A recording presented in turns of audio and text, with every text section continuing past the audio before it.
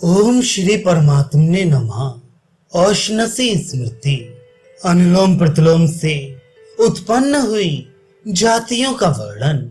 उष्णा मुनि कहते हैं, अब जाति और वृत्ति का विधान अनुलोम अर्थात नीच जाति की कन्या में ऊंचे वर्ण से उत्पन्न की विधि तथा प्रतिलोम अर्थात ऊंचे वर्ण की कन्या में नीच वर्ण से उत्पन्न की विधि कहता हूं। अंतरालक अर्थात जो इनके बीच में उत्पन्न हुए हैं पुलिद आदि, उनका संयुक्त संपूर्ण वर्णन संक्षेप से कहता हूं। क्षत्रिय से ब्राह्मण की कन्या में विवाह होने पर जो उत्पन्न होता है वह सूत जाति का कहलाता है। ये प्रतिलोम विधि का द्विज होता है। ये सूत वेद का अधिकारी नहीं होता, ये केवल उन वेदों के धर्मों का उपदेश करने वाला होता है। सूत से ब्राह्मण की कन्या में जो उत्पन्न हो उसे वेणुक कहते हैं, और क्षत्रिय की कन्या में जो सूत से पैदा हो उसे चमार कहते हैं। ब्राह्मण की कन्या में क्षत्रिय से चौर्य से जो उत्पन्न हो उसे रथकार अर्थात बड़े कहते हैं। इसका धर्म ब्राह्मण का धर्म नहीं होता, जो धर्म शूद्र का है वही धर्म इसका होता है। जो सवारी के उठाने वाले हैं अथवा जो उनके सेवक होकर शूद्र की जीविका से निर्वाह करते हैं वे भी क्षत्रिय के धर्म का आचरण ना करें। जो वैश्य से ब्राह्मणी में उत्पन्न हो उसे मागध अर्थात भाट कहते हैं। ये क्षत्रिय और ब्राह्मणों के बंदी अर्थात स्तुति करने वाला होता है, उसकी जीविका प्रशंसा ही है। यह वैश्य का दास होकर रहे। ब्राह्मणी से उत्पन्न हुआ शूद्र चांडाल कहलाता है। इसके आभूषण सीसे तथा लोहे के होते हैं। ये गले में चमड़े का पट्टा और कोख में झालरी बांधकर मध्याह्न काल से पहले गांव में शुद्धि के लिए मल को उठाए और मध्याह्न के पीछे गांव में प्रवेश ना करे, परंतु नैकृत दिशा में गांव से बाहर ही निवास करे। और ये सब जने एक ही स्थान पर रहे, और जो ना रहे तो यह वध के योग्य है। चांडाल से वैश्य की कन्या में उत्पन्न हुआ शौपच कहलाता है। वे कुत्ते का मांस ही भक्षण करते हैं और उनका बल कुत्ता ही है। क्षत्रिय की कन्या में जो वैश्य से उत्पन्न होता है वह जुलाहा या कोरी कहलाता है। वह बुनकर और काशी के व्यापार से अपनी जीविका निर्वाह करे। इन्हीं में से जो वस्त्र निर्माण करने सूत रेशम आदि के कसीदे से जो जीविका करते हैं वे शीलक कहलाते हैं। आयोगव से जो ब्राह्मण की कन्या में उत्पन्न होते हैं वे ताम्रोपजीवी अर्थात ठठेरे होते हैं।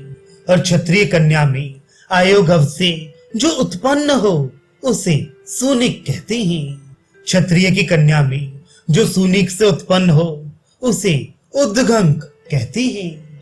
ये वस्त्रों को धोते हैं और स्पर्श करने योग्य नहीं होते। जारी से जो वैश्य द्वारा क्षत्रिय की कन्या में उत्पन्न हो वे पुलिंद कहलाते हैं। पुलिद दुष्ट जीवों के मारने वाले और पशुओं को मारकर मांस वृत्ति करते हैं। शूद्र से क्षत्रिय की कन्या में जो उत्पन्न हो उसे पुलकस या कलाल कहते हैं। वे मदिरा से जीविका करके मदिरा या मीठा बेचते हैं, और यह मदिरा को मनाता भी है और बनी बनाई मदिरा को भी बेचता है। इस पुलकस से वैश्य की कन्या में जो उत्पन्न हो उसे रजक कहते हैं। शूद्र द्वारा जार से क्षत्रिय की कन्या में जो उत्पन्न होता है उसे रंजक या रंगरेज कहते हैं। वैश्य की कन्या में जो रंजक से उत्पन्न हो उसे नर्तक नट या गायक कहते हैं। शूद्र से जो वैश्य की कन्या में उत्पन्न हो उसे वैदेहिक या गड़रिया कहते हैं। वह गाय भैंस बकरी इनको पाले और जीविका उसकी दही घी मट्ठा इनको बेचना है। ब्राह्मणों में जो वैदेहिक से उत्पन्न हो वह चरमोपजीवी होता है, अर्थात चाम बेचकर जीविका करता है।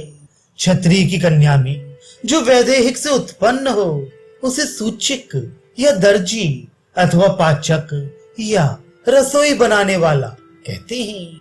चोरी से जो वैश्य की कन्या में शूद्र से उत्पन्न हो वह चक्री या तेली कहलाता है। इसकी जीविका तिल, खल अथवा लवण से है।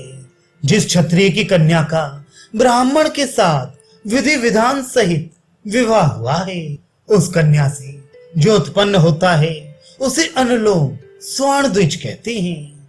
ये नित्य नैमित्तिक जात कर्म आदि क्रिया को करता हुआ घोड़ा, रथ, हाथी इनको राजा की आज्ञा से चलाता है और सेनापति बनकर अथवा औषधों से अपना निर्वाह करे।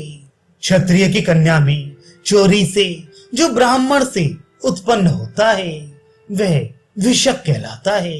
वह राजा की आज्ञा से वैद्य करता है।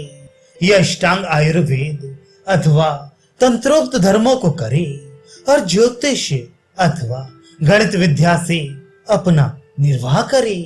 क्षत्रिय की कन्या में जो विधान पूर्वक ब्राह्मण से उत्पन्न हो अर्थात उसका विवाह यथाशास्त्र करके पश्चात वह निरप होता है। और इस राजा से क्षत्रिय की कन्या में प्रमाद से जो उत्पन्न हो उसे गूढ़ कहते हैं और वह भी क्षत्रिय होता है, परंतु अभिषेक अर्थात राज तिलक के योग्य नहीं होता। अभिषेक की अयोग्यता से इसे गोज या गोल कहते हैं। सब प्रकार से राजा के चरणों की वंदना नमस्कार करना ही श्रेष्ठ है। ये गोज राजाओं के दूसरा विवाह करने में राजा के समान है, अर्थात इसके यहाँ राजा दूसरा विवाह कर ले। विधान सहित विवाही हुई वैश्य की कन्या में जो ब्राह्मण से उत्पन्न होता है उसे अम्बष्ट कहते हैं। खेती अथवा लकड़ी आदि यही उसकी जीविका है। अम्बष्टों की जीविका सेना अथवा शस्त्र की है। और चोरी से वैश्य की कन्या में जो ब्राह्मण से उत्पन्न हो उसे कुम्हार कहते हैं। इसकी जीविका कुलाल की वृत्ति अर्थात मिट्टी के पात्र बनाने से होती है।